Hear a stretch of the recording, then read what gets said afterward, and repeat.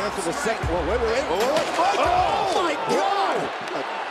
A monster kicked the guitar out of Riker's What's going on, YouTube? It's SC, a place to be chill, showing Mr. A&D. Bad to give you guys another Monday Night Raw Legends Raw review. And joining me for the first time in a long time is not Deion Sanders for prime time.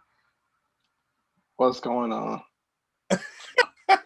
Yo, you know what? It ain't about Raw Prime. It's about helping your boy out, man. I appreciate that. I really do. All right.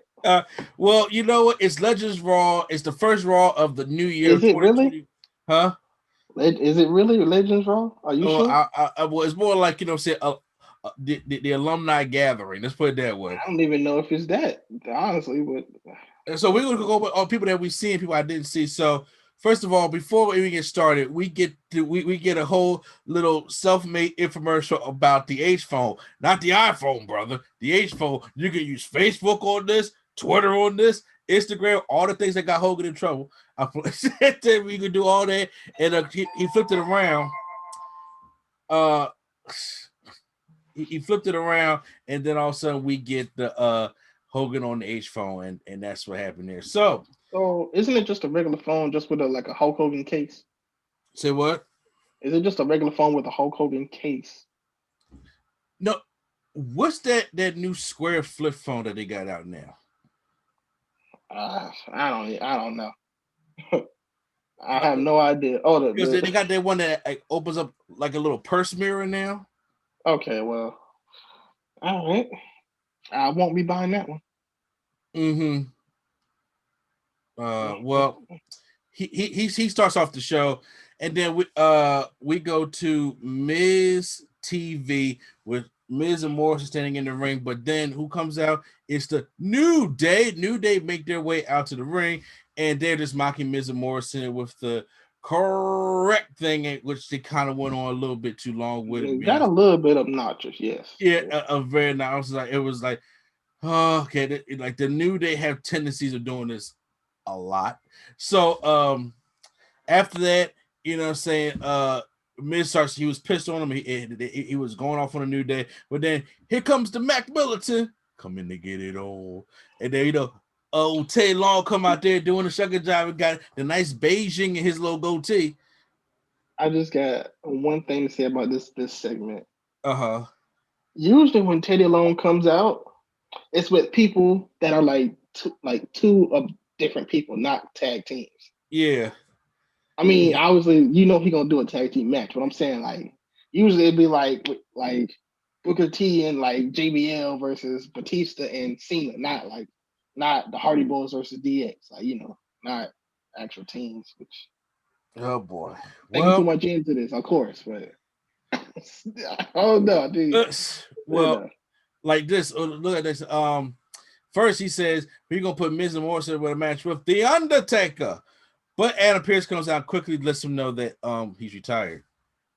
So then he says, well, we're going to put you on a tag team match, player, and that's happening right now. So we get the New Day taking on Miz and Morrison, which, by the way, wrestling-wise, the match wasn't bad. Actually a pretty decent match, but the problem is there's no heat to it. Yeah. There's no heat, there's no story, there's no rivalry, there's no reason. Was the promo before it's supposed to be our heat? I guess so. Well, it sucked anyway. So, but the New Day, Xavier Woods picks up the win, pinning John Morrison, so they win. Randy Orton is interview backstage, talk about the Alexa Bliss thing, about, you know, why he didn't. Well, obviously he didn't burn Alexa Bliss because, you know, they didn't really talk about it at first, or they started off with Hulk Hogan, but instead of starting off with what happened to Alexa Bliss, but okay. But he says right now I'm not concentrating on that. Right. I'm gonna take a walk because all the legends are here, and I'm gonna let everybody know why I'm the legend killer. So I was like, you know what? If we're going to do a Legends night and Randy Orton's back there and destroying all the legends, so be it. Fine. That would have been a good idea. It would have been like, I would have been so excited to give them a reason to be there. But we'll get to it.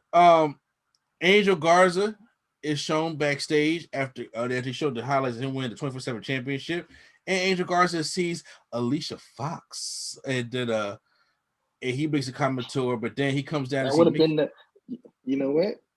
What, the Noam Dar?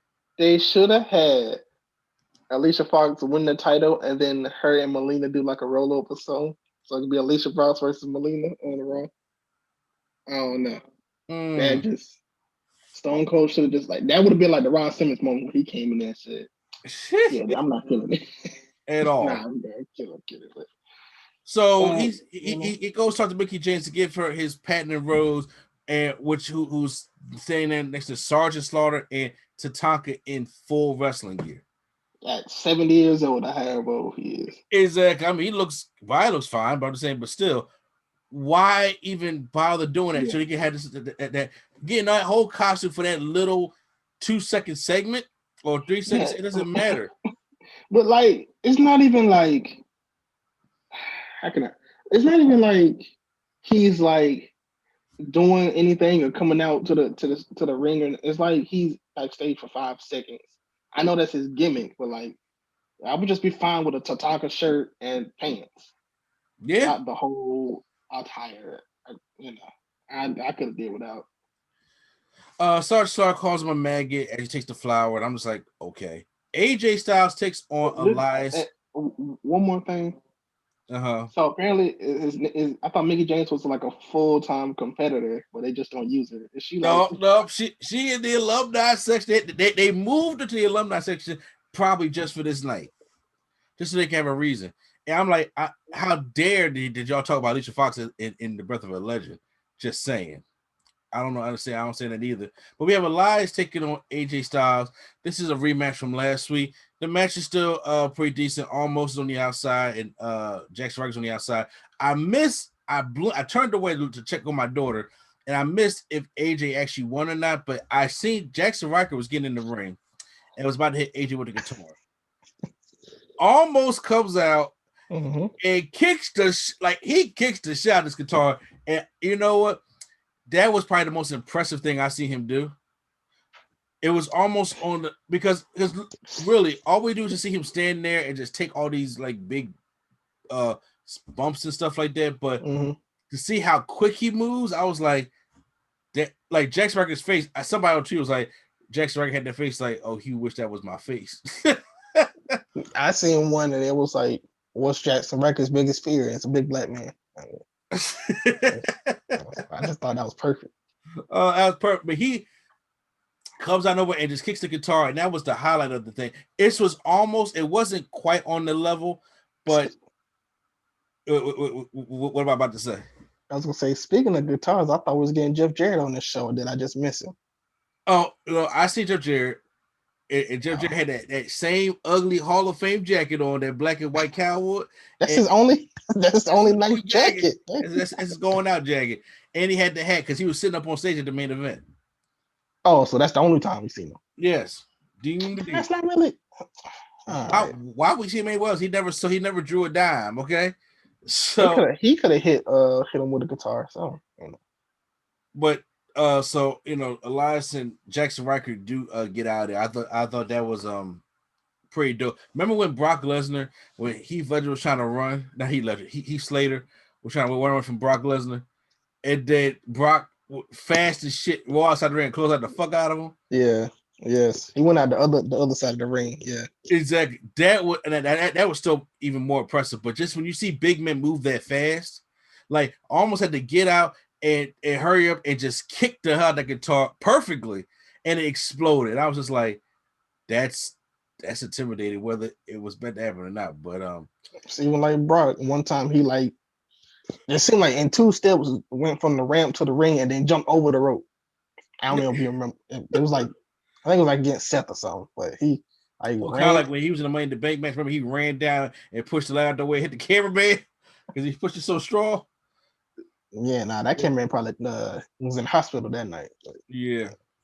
So now we had another tag team match player, which you had to show out another legend, Charlotte and Asuka taking on Peyton, Royce, and Lacey Evans, which even shows me more that she kept with Billy Kay.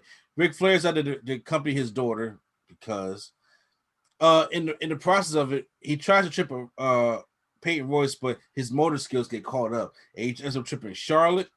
And then Charlotte gets rolled. Charlotte, remind you, gets rolled up by Peyton Royce and loses the match. After the match, Charlotte calmly but angrily tells her father, get out of my business.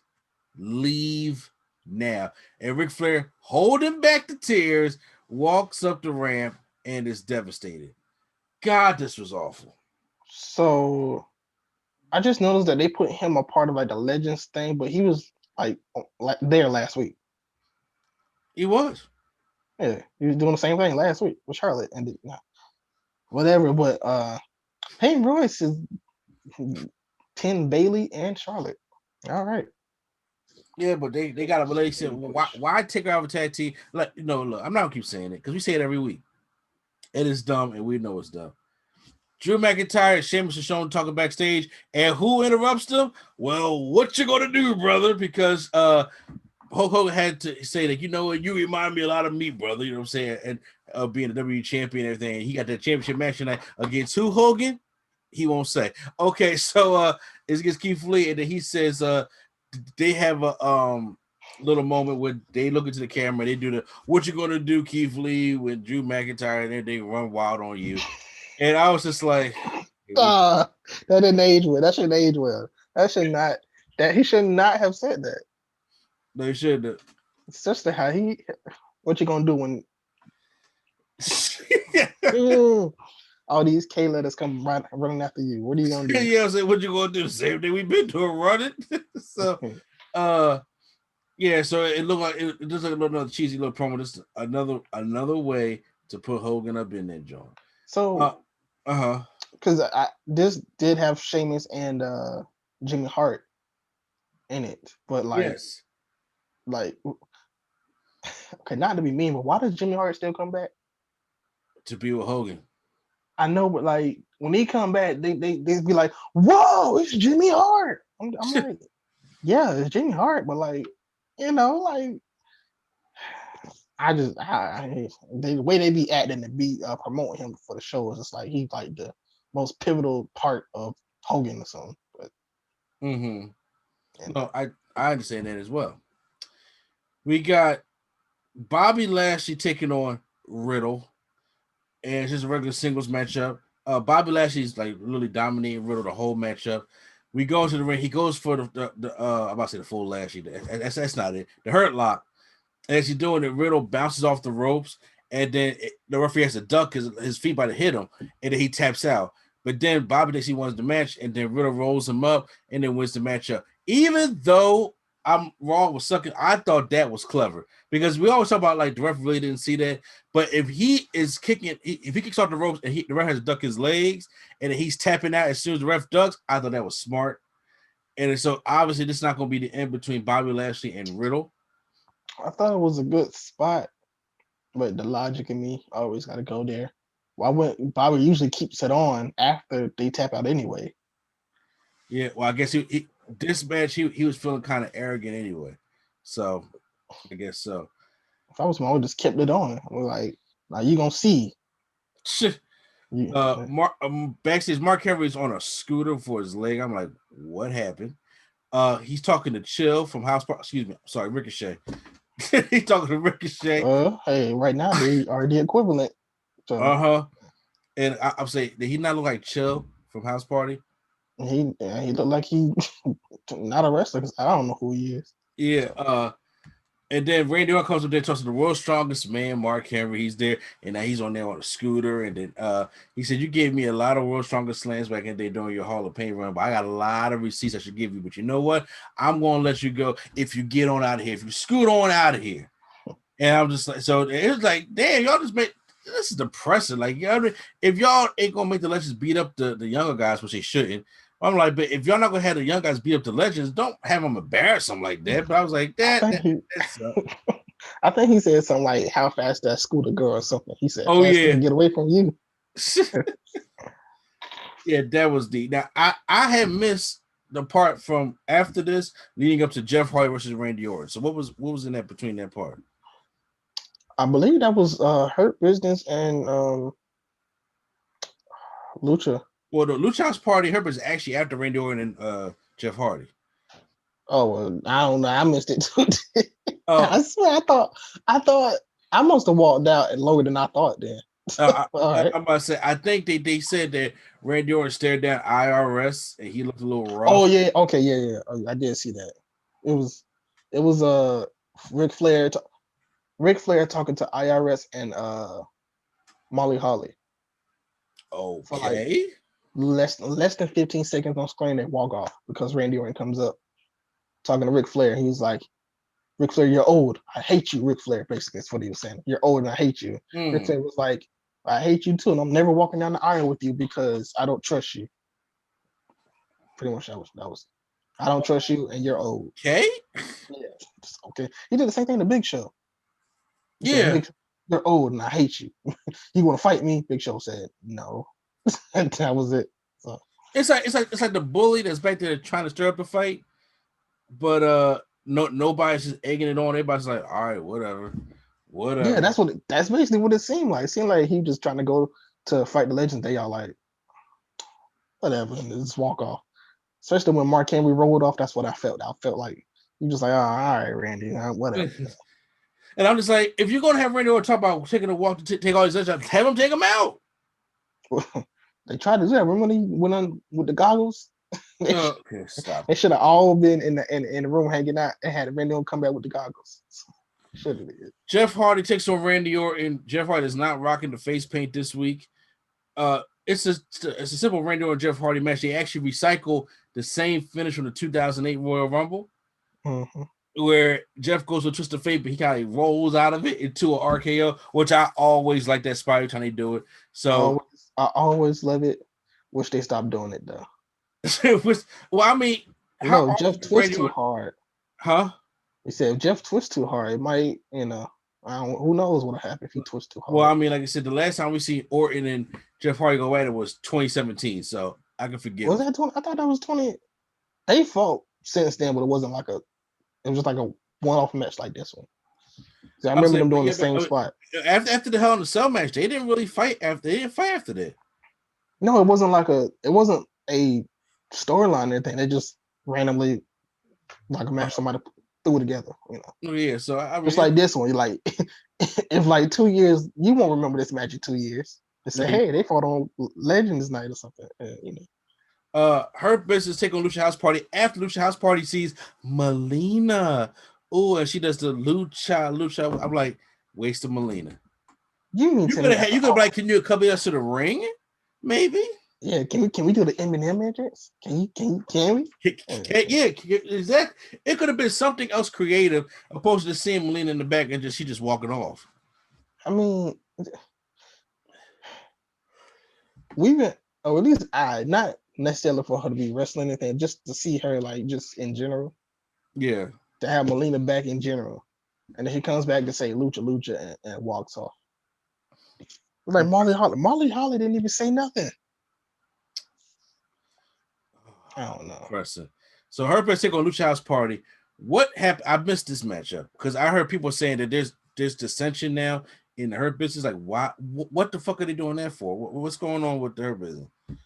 Apparently Cedric is a hothead. He's like, I've been getting all these pinfalls and not Shelton. And I think Shelton is not pulling his weight, pretty much. He said that? Yeah. Did they win the match? Yes. Cedric won for them.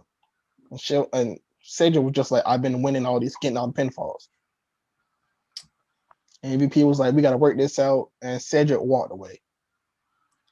Why are they even doing this in the Hurt Business now? The Hurt Business was one of the best things in 2020. And they could have been like an evolution group. And then I'm like, I really wanted them to add a woman like Naomi. I really wanted them to have Bobby Lashley transfer over the United States Championship to MVP and then have him go and win the WWE Championship. And they all have the gold at least for a month. Remember when Evolution had all the gold? Mm-hmm. They had it for like a month or two, whereas Ric Flair and Batista was a tag team. Then you had Randy Orton as Intercontinental, and you had Triple H as the world champion. That's what I want to see the Hurt Business as. Mm-hmm. Just that one thing, and like they fly, but Bruce Pritchard and Vince is gonna kill this thing. I'm like, why even think about breaking it up right now when it is just now getting hot? Yeah, I don't, because Vince likes to break up tag teams. He made this tag team just to break it up. Just like Eric Bischoff, he hires Eric Bischoff just so he can fire him again. Yeah, it get a little sick little thing out of it. Main event time. Keith Lee taking on Drew McIntyre for the WWE Championship with all the legends and all the classics up there at the ring, at the top of the ramp, sitting in regular fold-out chairs because that has to be comfortable as they're sitting there watching this match. By the way, all the legends Randy Orton told to go home is up there on that stage. So did I miss something? Because I didn't see Booker. Say what? I didn't see Booker. No, he was up there. He was just sitting down. So he was just like on the see the people on the, they could at least say, hey, this is Booker, this is so and so. Just like I didn't see Booker, I didn't see Jarrett. Carlito wasn't there. Like all these people that they promised, quote unquote, just wasn't there. This wasn't there, or they were just put up at the top just to sit there, kind of like the Undertaker. They just brought out just to bring them out, and they disappeared after a while. Like they are really desperate and don't even know how to even book these shows anymore. To the point where I don't even need to see them anymore. You know what?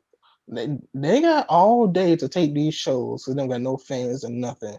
Why not just make it ridiculous and like do crazy stuff? Not crazy, but like they can play in a match with one of them now. They don't got it can be like less than 5 minutes. Booker T can still hit a scissors kick and some punches. Yeah, it's some dress clothes, but ain't gonna happen. So, but once again, I would do it if the title was changing. But Drew McIntyre, Keith Lee had a good match. Keith Lee takes McIntyre hits him with a foot, but then he runs and trucks him clears him over the barricade. That was impressive. McIntyre comes back in. The offense goes back in. McIntyre takes Keith Lee off the apron and powerbombs him on the edge of the announce table. That looked like it sucked. And just because Keith Lee is big is the only reason why it broke. So it was a couple of near falls here, but towards the end, Keith Lee gets Claymore kick by Drew McIntyre, and Drew McIntyre wins the match. I knew the championship wasn't going to switch hands yet because they're saving it for WrestleMania and all that stuff. So that's basically how it ends. And then Keith Lee and McIntyre about to show respect because they're cool and everything. And then the music hits the doom, doom, doom, doom, doom. And I love Goldberg, but it ain't the time. So Goldberg comes out. I like how all the legends are standing for the ultimate legend, Goldberg. And so Goldberg comes out. Don't you ever say that again. Don't say that again. I didn't say he was. I said I was saying the way that you said it. Like they all standing back and made a path for Goldberg. The ultimate. Oh God, I can't even imagine that. So, Goldberg comes out and then he says, you got it all, kid. You got the body, you got the speed, you got the championship, but one thing you don't got is respect. Because you're thinking that all these guys back there are washed up and they can't do it again. I'm like, where is he even getting this from? When he was saying, I was like, you're talking about yourself, obviously. Exactly. I'm about to say, because McIntyre never said that, but then I guess to play my own story. And McIntyre said, first of all, you already know what this is about. You're trying to get in my head because I'm all about respect. But to be honest with you, Goldberg, you're not the immortal monster that you were all them years ago where you were taking out all these kind of guys. I mean, actually fighting you is like fighting my dad. And I was like, oh, snap. And Goldberg laughed like, ha, ha, ha, ha, your dad? So he pushes him. But Raw was like running a little over because they had to make room for straight up Steve Austin. He pushes McIntyre on the ground, and that's how it just went off. And went straight up Steve Austin. Just real quick about that. So I listened to this podcast called Deadlock. Yeah. And they kind of like watched this show called WXS. It's on MTV, like Wrestling Society X. Yeah. Oh Lord. Yeah. So every time they go off the air, it's like the finish is like 1, 2, 3, ding ding ding, and we're out of time. It's like every week. So this reminded me of that. He was just like, your dad, boom, we're out of time. Straight up Steve Austin. That's how I did it. That's how exactly I did it. Real quick cut off. But I hope he says no. No matter how much Goldberg manipulates him, I hope he says no. It ain't gonna be a long match. I don't care. First of all, wasn't Goldberg on the Roman Reigns track? Maybe he gonna come out on SmackDown too. I don't know. Because what sense would it make that Goldberg loses in like, I don't know, 2 minutes to Drew McIntyre and then come over and try to fight Roman Reigns? That seems like a Vince idea. The more Goldberg, the better, even if you lose it. Yeah, okay. Look, I'll be honest with you. 2017, when Goldberg came back and fought Brock in Survivor Series. That's when he was prepared for a run, though. Yeah. That's the point. Yes. But now I don't need the Goldberg in my facing my main stars, but there you have it. I'm tired of him retiring every year. For not just hey, I might retire. No, he officially says, yeah, I'm not doing this no more every year. But then on a podcast, he already told he has a contract up to 2022. Well, yeah. Which has 2 matches a year. So this ain't the only match you got to go over this year. But that's the thing. When you say it's 2 matches, you already know if you fight for the championship, if you win the one, you're gonna lose the next one. Yeah.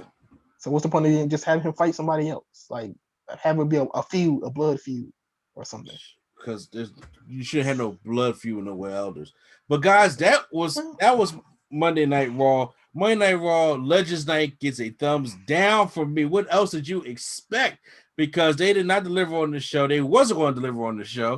And it's always a big letdown. I do not like they got the Hurt Business fighting for whatever reason.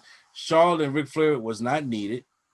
All the legends were not needed. They were barely used at all. And for a 3-hour Raw, this is all that you come up with. No excuse. Thumbs down. Your rating? Yeah, double thumbs down. Like they could have thought of an open challenge or something for somebody to come out just to do a move or something. Have